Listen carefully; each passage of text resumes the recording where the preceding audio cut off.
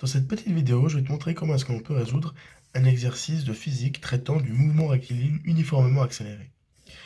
Donc, une pierre est lancée vers le haut à la vitesse initiale de 25 mètres par seconde.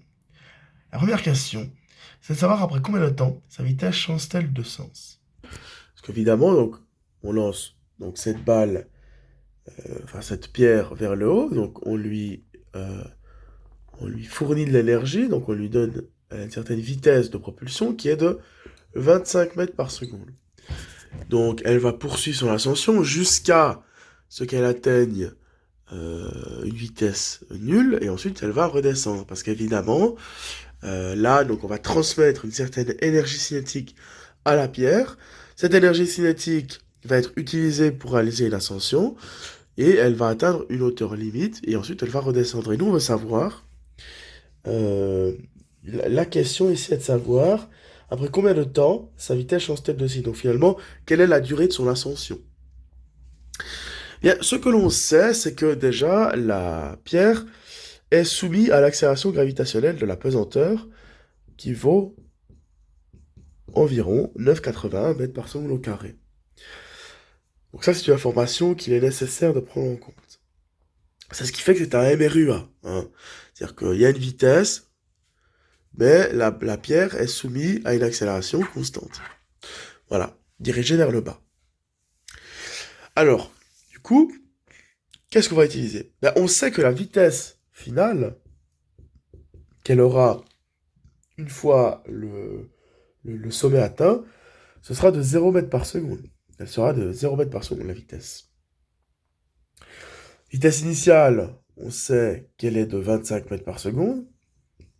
Et l'on sait que l'accélération est de, alors là, attention, il faut mettre un signe moins 9,80 mètres par seconde au carré. Pourquoi je mets un signe moins?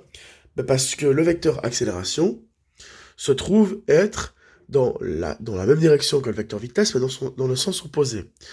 Et nous, on va définir un axe qui est comme ceci, et qui est dans la même direction que le vecteur vitesse. C'était un choix. Voilà.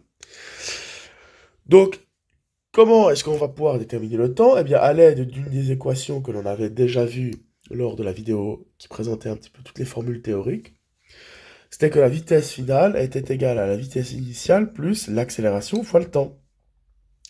L'inconnu est ici t, alors je vais devoir l'isoler. Donc je fais Vf moins V0 qui est égal à A fois t, et je divise par A. Donc, j'obtiens que le temps est égal à la vitesse finale moins la vitesse initiale sur l'accélération. Donc, j'applique, vitesse finale c'est 0, vitesse initiale c'est 25 mètres par seconde, accélération c'est moins 9,81.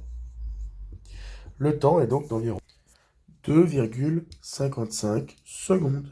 Voilà. Donc maintenant, le point B, quelle est la hauteur atteinte par la pierre?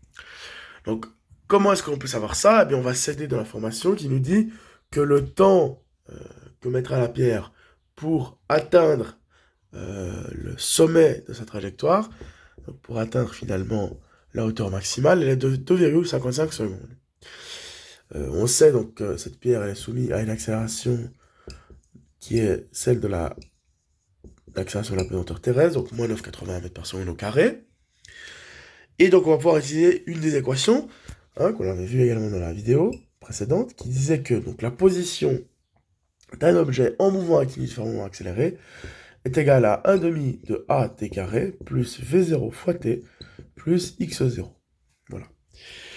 Alors, bon, la position initiale de la pierre, c'est quoi? C'est 0. On fait en sorte de fixer l'origine du repère au même endroit que là où se trouve la pierre. Donc, du coup, alors on précise pas dans l'exercice que on la lance à une certaine hauteur. Parce que si on nous avait dit, par exemple, que on la lance à 1,7 mètre, ce serait possible, un individu qui fait 1,80 m, il lance la pierre, par exemple, à une certaine hauteur.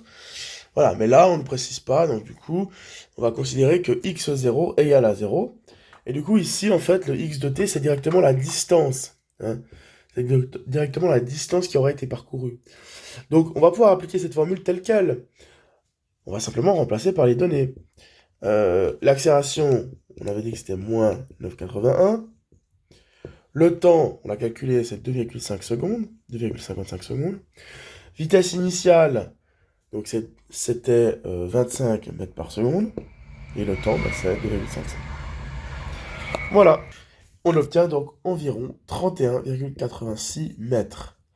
C'est-à-dire que ça veut dire donc que la hauteur, alors en supposant que la position initiale vaut 0, bah, la hauteur elle est de 31,86 mètres. On pourra ajouter à cela la taille de l'individu qui lance la pierre.